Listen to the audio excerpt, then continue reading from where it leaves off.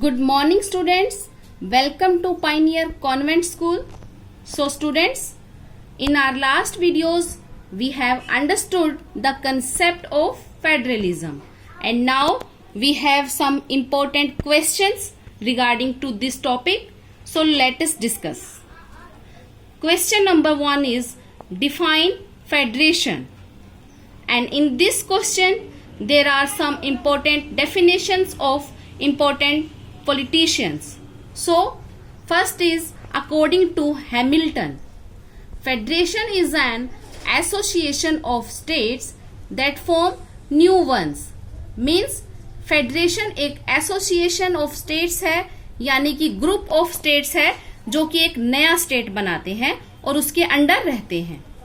Second one is according to Jellinek, a federation state is a sovereign state formed out of several states.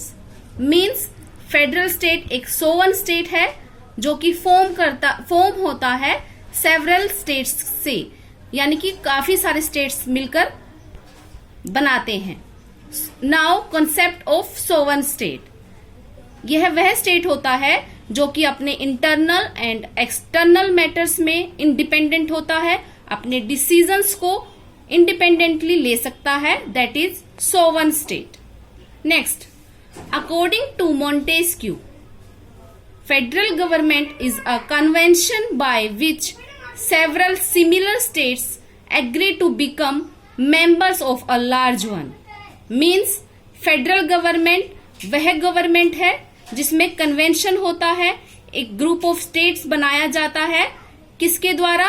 Several similar states के द्वारा, यानी कि एक जैसे states मिलकर बनाते हैं और एग्री करते हैं to become members of a large one, और एक बड़े स्टेट के मेंबरशिप लेने को तैयार होते हैं. So these are some important definitions of federation. Next, question number 2. Write 4 main differences between Indian Federation and American Federation. Indian Federation में और American Federation में अंतर क्या है? Federation government has its origin in the USA. Federation government का origin USA में हुआ है. In India, federation was adopted after independence. Federation को अडोप्ट किया गया आफ्टर इंडिपेंडेंस, मीनिंग आजादी के बाद. Following are the main differences between Indian federation and American federation.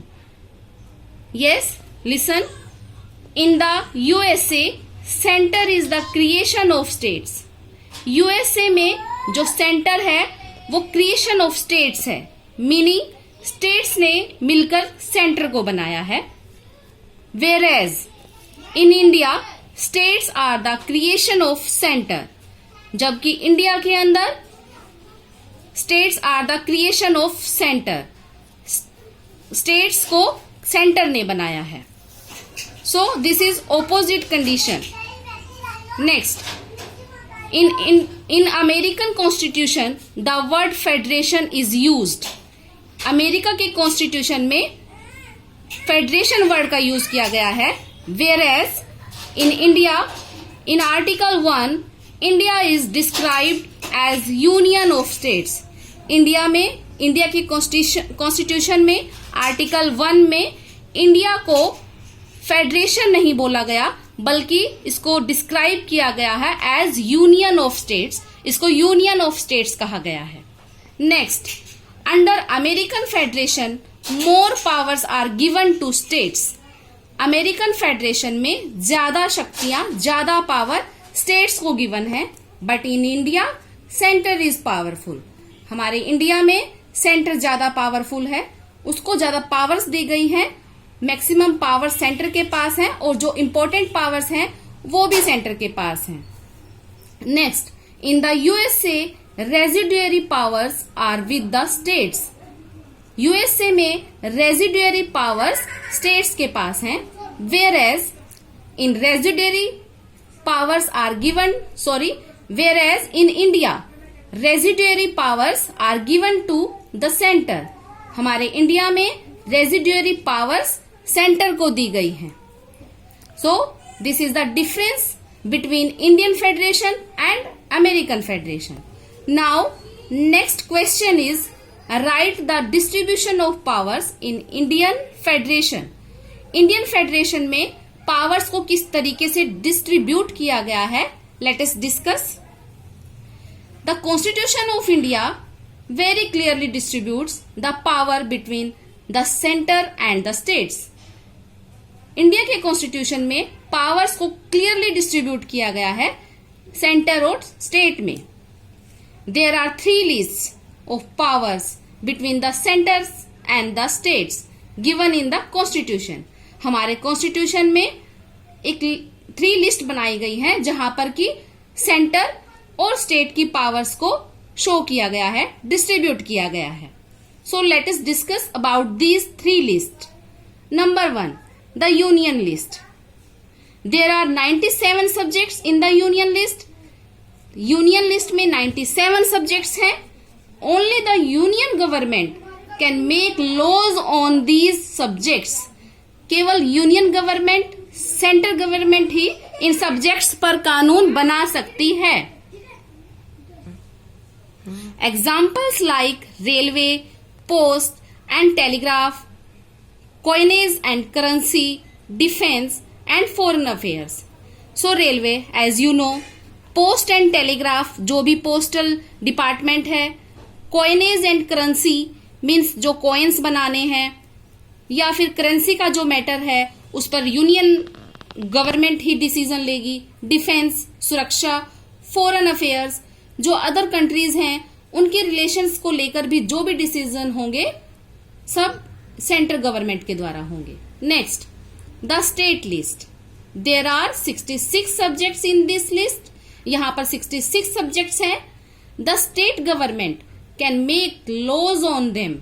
State government इन पर कानून बना सकती है, कानून क्रिएट कर सकती है. The main subjects are law and order. Law and order को मेंटेन करना. पुलिस, एग्रीकल्चर, एग्रीकल्चर मीनिंग कृषि से संबंधित जो भी बातें हैं. इरिगेशन, सिंचाई को लेकर. And public works. Public works means जो भी पब्लिक वेलफेयर के लिए प्रोग्राम्स हैं सब स्टेट गवर्नमेंट के द्वारा होंगे. Next, number 3, the concurrent list. There are 47 subjects. यहां पर 47 सब्जेक्ट्स हैं. On these subjects both the centre and states can make laws. इन सब्जेक्ट्स पर सेंटर एंड स्टेट दोनों ही कानून बना सकती हैं. But if 2 laws are contradictory means अगर इनमें मतभेद हो जाता है then the laws of the centre will prevail. तो जो सेंटर के लॉ हैं वो ही मान्य होंगे. Number 4, residuary powers have been given to the center by the constitution. जो रेजिड्यूरी पावर्स हैं वो सेंटर को दी गई हैं. So students, this is the distribution of powers through 3 list in Indian federalism. So these questions are very important regarding to your exam. Learn these questions very carefully. Have a nice day.